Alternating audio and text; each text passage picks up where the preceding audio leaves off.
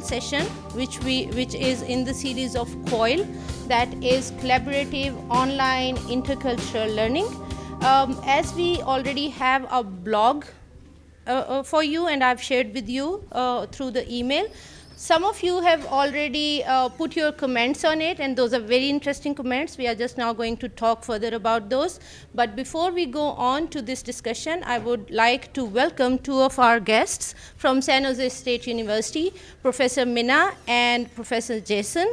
Both of them are here today with us, and when we were developing this basic idea of COIL, Professor Mina was the key person who had introduced us to this huge network of universities and institutions who are collaborating online for intercultural learning. So when we were talking about this, one of the themes that is very close to my heart was women in academia. Women in academia, especially at higher education level.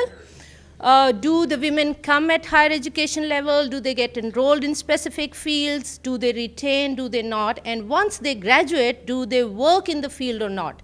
These are some of the questions that we wanted you to address, and I have read some of very interesting comments on the blog. So now I would hand it over to you all to discuss it further and give us your further remarks on it.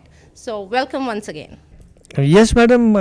Joint family systems. Yes, I talked about joint family system, and I am still of the view that so far as joint family systems in Pakistan are concerned, in our systems, girls, they are not allowed to go out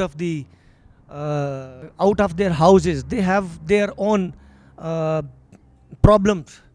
They are normally asked to remain in the houses and to do whatever the rest of the family members they are doing in the house. Similarly, there are the pressures, pressure from the parents, pressure from the brothers and sisters, and even the husbands. They don't allow their wives, their sisters to go out and to get education. And there are no separate institutions for girls in almost all the areas of the country. There are certain areas where there are separate institutions for girls, but in most of the areas, I think there are no separate institutions for girls. That is another reason for less participation of women in education, in the field of education. That is why they don't come in academia, I think. And I would like to hear more about what happens with the females who come into academia. They retain there or they do not, and why? Yes, madam. I think Pakistani society is a male-dominant society. People in rural areas and remote areas do not like to educate their women and don't allow to work. Now trend is changing with the passage of time. I think harassment is the issue for the female in the institutions and working places. Because in the rural areas of Pakistan, female are victim of karokari and such other cruel practices. This factor also plays key role to be passive. In our society, crime rate against women is very high, that female feel insecure themselves out of the home. It is very difficult to maintain domestic responsibilities for both male and female if they are working both. So women have to see domestic responsibilities. So they are passive in higher education and toward work. In our Islamic society, it is the responsibility of a male to earn and run domestic needs, not women. Parents educate their daughters especially to find out an earning good bride, not for the future development and progress. That's a very important point, that how much are we facilitating the females knowing all these issues. They have to take care of the babies, they have to take care of the families. How much extra time are we giving to them? How much support are we giving to them? Or as I shared with you on the other day, that I know one of my friends working for Oxfam. And Oxfam on their website state it very clearly that we are positively biased towards women. And I enjoy their statement a lot, that yes, that's maybe what we need. We need to be positively biased towards women in societies like ours for the time being maybe. And recently, he got a 6 weeks leave on the birth of the child. On one hand, we are saying that even the females are not getting enough leave for that period. And on the other hand, we see organizations working in Pakistan, maybe just because it's an international organization, or maybe there's some other reason, but there are organizations who are supportive enough that they are even giving leave to the men to go and help their wives and children. Okay, now let's hear something from some other region of Pakistan. Introduce yourself and tell us about your region as well. I am Shafiqur Rahman, MPhil students. I am from Chitral, KPK. The reason, as other colleagues shared, there are some things are same, I think, in our context in Pakistan. So, which I have experienced and which I reviewed the literature about this particular topic. So, early marriage of girls, this is one of the reason in Pakistan, especially in rural context of Pakistan. Then poverty is another reason. Then lack of awareness of parents about the importance of female education. Domestic work, this is another major reason. Especially the female in our society, they are working at the home as a cook, as a washer. All we have, I think, we already discussed early in the morning about this topic they are doing at home. So this is another reason. Then these are the reasons. The culture, then the religious. Some of maybe they are thinking that the female have to do work at home only. This is another reason, that the religious and culture issue. So our these are the, and another reason, if we take the government.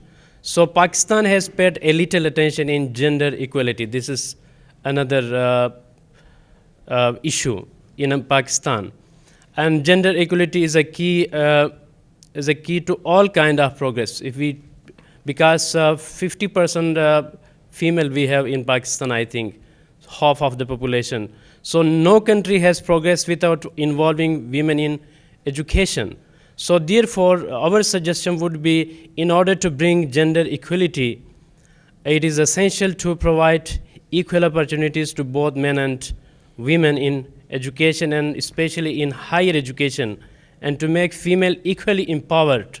This is very important, empowerment of female or women as men in decision making, especially in every mode of life.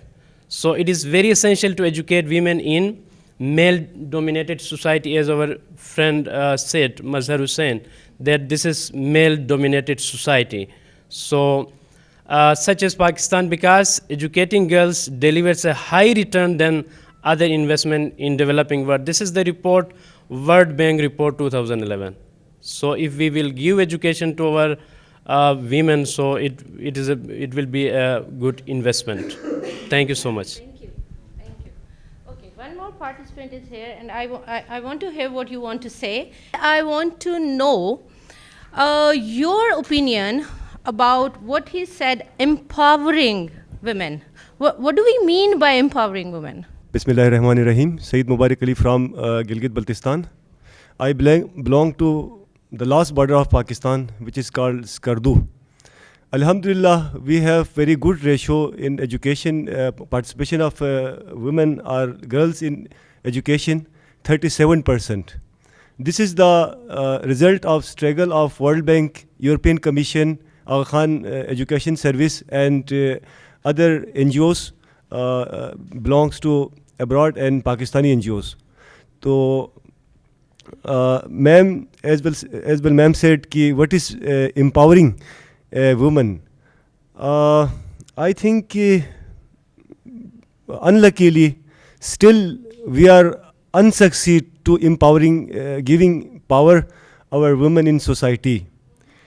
Women in regarding women in academia, we have, as I told, 37% women in schools, colleges, in northern areas, especially Gilgit-Baltistan. But when they are in practical life, I think only 2 or 3% women joins just only education department and health department. In other departments like banking, financing, and business side, completely we are remote still, due to not giving the right power of the women. There are many reasons not empowering the women. First of all, misconception of religious. As Mazhar said, ki we are Muslims, and the Quran and Ahadith and the Islamic order says ki we have our own culture, our own customs that relates to the religious. Basically, I think we are not gaining the right education of Islam, right commands of Islam being interpreted.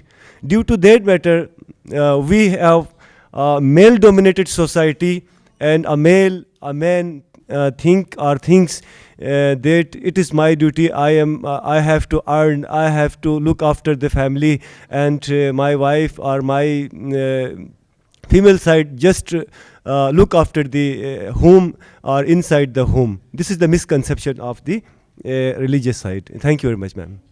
I'm putting another question to you. Okay. What to do about it? Being a scholar, a student of educational planning and management, how do you think we can handle these issues? How do you think we can support women from our side and enable them to move on? Thank you, madam. This is Mohammad Bilal from Lahore, and I am the student of MPhil EPM. I think I would like to discuss 3 points with you people. First of all, I think we should consider the women as a resource for development. The most important. I think we are not going to consider in our policy or in our development process or in our any planning that women are the 51%. We are just talking about the figures and stats, but we should consider as they are resource for the development. First of all, and give awareness about to the people, to the planner, and to the society of this country that the women can play a vital role in the development process, and they are the resource. Simple. When I say it's a resource, it means it's a human resource and it's a skillful resource. I think so, and they have a lot of potentials. And secondly, I would like to discuss the point that we should, I think, provision of a convincing environment. The environment that's suitable for the ladies, for any region, for any the area of this Pakistan. The environment should be convincing. They should feel they are working at their home, and we should encourage their abilities, their skills, their potential, and their approach about their work efficiency, and they are performing well. So my second point is provision of the I think so convincing environment, workable environment. And the third point, the last one is I think we should teach the most important point, tolerance level, bearance level. Don't mix the social life, political life, or educational life with the religious. First of all, I would like to quote just one line. Our religion, Islam, simple teach us tolerance in all department of life. In all department of life. Just if you not agree with me, okay, you have right. Just give me one example. Islam teach us tolerance.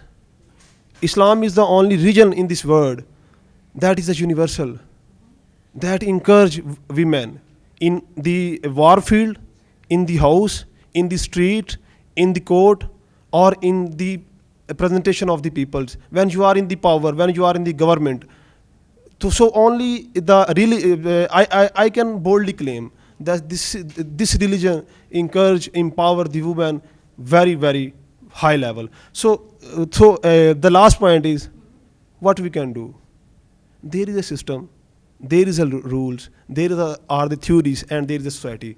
We're just here to just implement or translate a right translation for the right people on the right time by the right people. Thank you so much. Thank you. Okay, as we are having the COIL session, one of our resource person is waiting for us in Malaysia to talk to these people. So we shall try to cut down our discussion short, and I would like you all to have another perspective from another part of the world as well.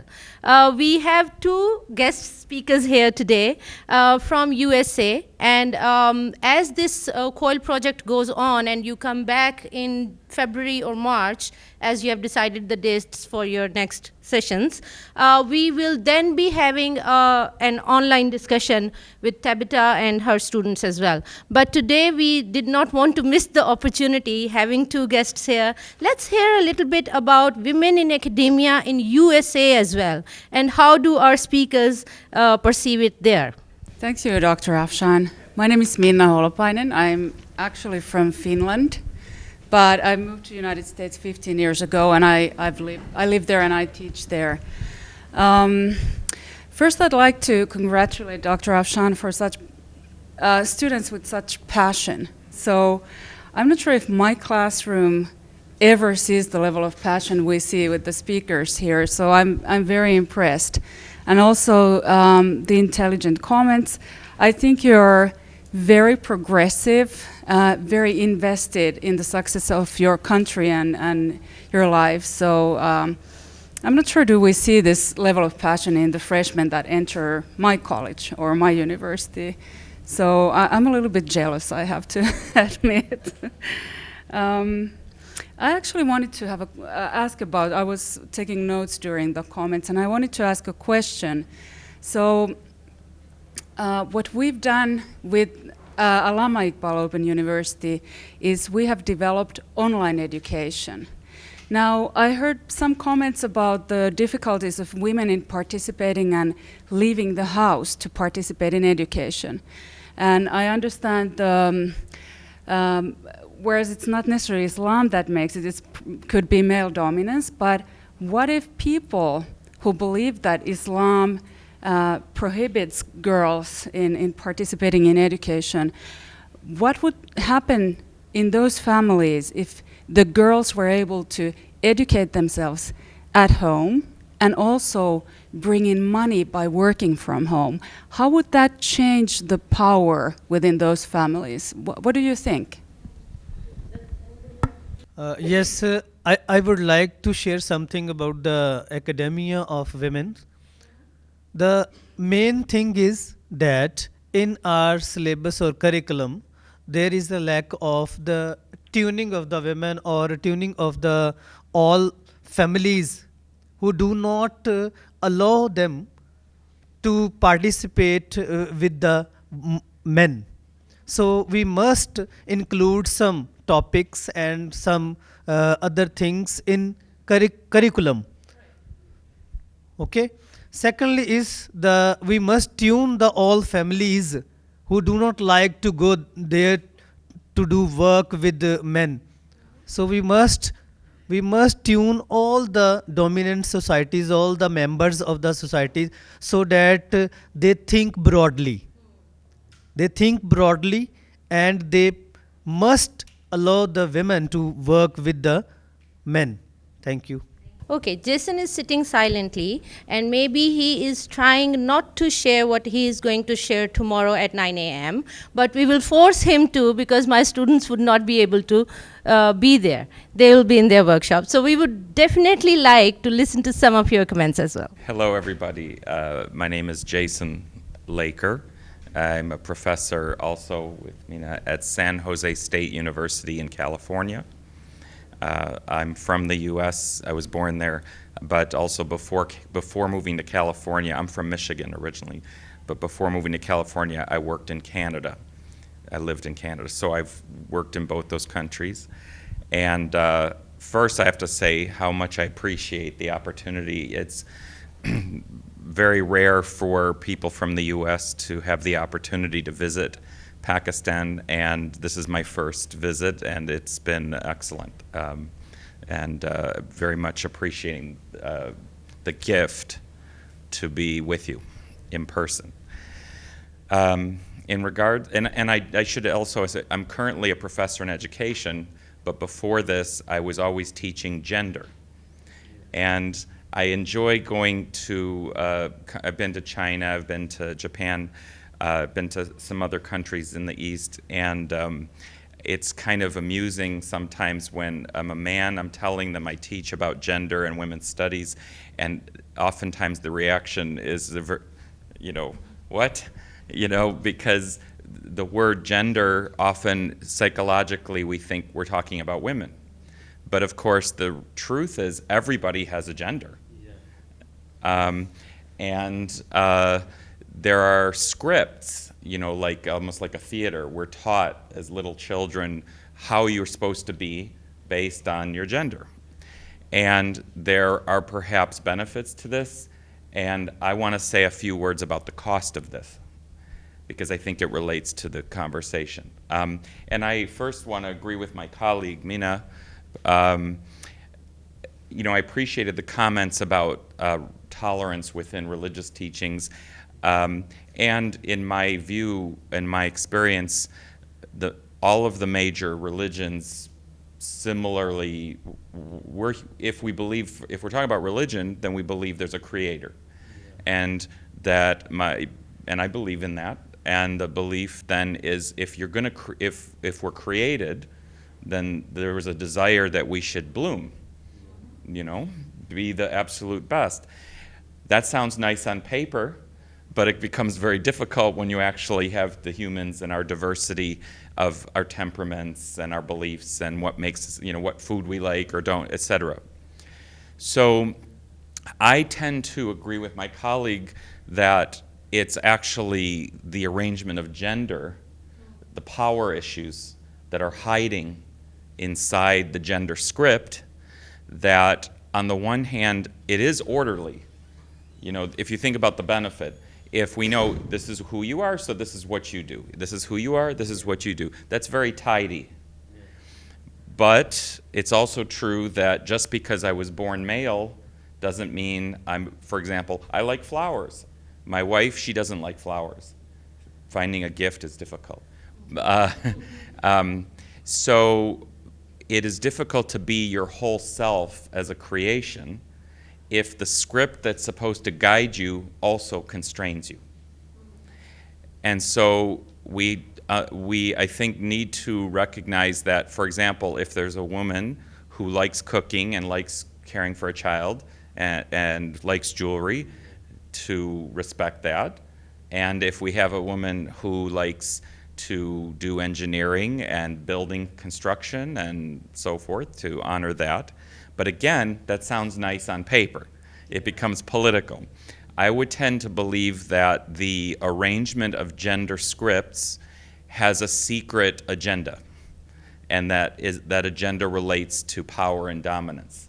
But I would also say something that I do to try to, when I teach about gender, to try to offer a respectful provocation to help maybe make people less stubborn, is to say that, I'll speak for myself, that's also always safer if I speak for yourself, that I believe I cannot be the man that I want to be if the women I know aren't the women they can be. So I need my wife, for example, to be strong, because if she's weak, then I have to work twice as hard to be strong. And also, you just met me, but trust me, I have a big mouth, I talk a lot.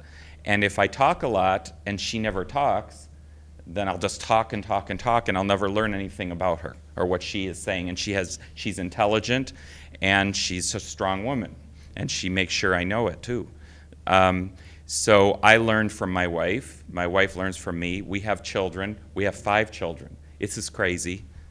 I mean, in the U.S. it's very unusual. Maybe, I don't know about you, but that's a lot of kids. And 5 cats also. So there's a lot of work. And everyone is demanding something, you know.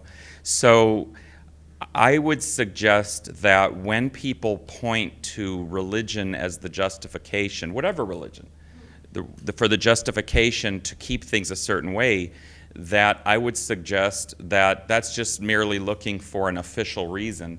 And oftentimes it's not religion. Sometimes they'll come up with, they'll say, because psychologically men should do this, or women, or because men are stronger, or women are, or because of the law, or, you know, so religion often becomes a convenient excuse, which, as several of you point out, you could say is sacrilegious. That to argue that a religion says that, you know, my power difference is because my religion, is disrespectful to the religion. The very thing they're using to justify is actually doing harm to it. So I would say that it becomes a placeholder. Is that word used here? A convenient excuse, but it could just as easily be some other excuse, you know. But it seems particularly dangerous to say it's religion, because of course now we're talking about sacred things, and that's especially offensive, you know, and dangerous. You cannot debate. Right. Yeah. How do you argue with that? It could become a fight or something. So I appreciate very much the remarks that have been said. And of course, also not just as what the Creator might want for us, but as a parent, what I want for my children. I have one daughter, and 4 sons. I want all of them to be the absolute best they can be, whatever skills they have, their art or their thoughtfulness or whatever. I guess I also want the cats to be the best cats they can be, but we're still working on that. So anyway, I'll stop for there to say, but truly a great honor to be here, and also to build mutual understanding, because, you know, governments fight with each other, and that's unfortunate. But this is also the hope, is when we as human beings can actually be in person and not just assume about, because you saw on television, you know, this is what this country is, or that's what that country is. So this is also radical, to actually sit down with each other in person and have a real conversation as real human beings, as fellow creations. Thank you. Thank you so much. Thank you. I would also not forget to mention that Ms. Shabnam is here with us. She is the Director ICT of Allama Iqbal Open University. And one more thing that I shared with all of you on the emails was the data provided by Ms. Shabnam, that what are the women enrollment in different programs at AIOU in different fields of education. So that's just one set of data. Ms. Shabnam keeps telling us that she has a lot of data with her. So any one of the students who would like to go further into the details of this, and I know that in the second semester you are also looking for your research areas. So any one of you who really wants to get into details of male and female enrollment in different programs, in different fields, and their retention. That's maybe my major concern. That is their retention. That do they stay there? Do they finish their programs? Or do they drop out? And if they do, what strategies does AIOU has that we can bring them back? Because we have an institution here which gives them as many chances as we can. So how can we ensure that a student coming into higher education may finish the program and do not drop out? Maybe a male, maybe a female, but do not drop out. So Ms. Shabnam will be here with us, and this idea was actually drafted by me and Ms. Shabnam together when we were at San Jose State University. Thank you so much, everyone. And Ms. Tahira, please say sorry to your resource person. She has been waiting for about an hour. We somehow had an overlap of 2 sessions. So we had one COIL session here, and that's another form of a COIL in which somebody from Malaysia is going to talk to you online. Okay, so let's hope that when you come back in February and March, we will then have an online session with San Jose State University, and we will be able to listen to some of the comments from the students sitting on that side as well. Thank you so much once again for being here. Thank you, Madam Shabnam as well, and our IET team.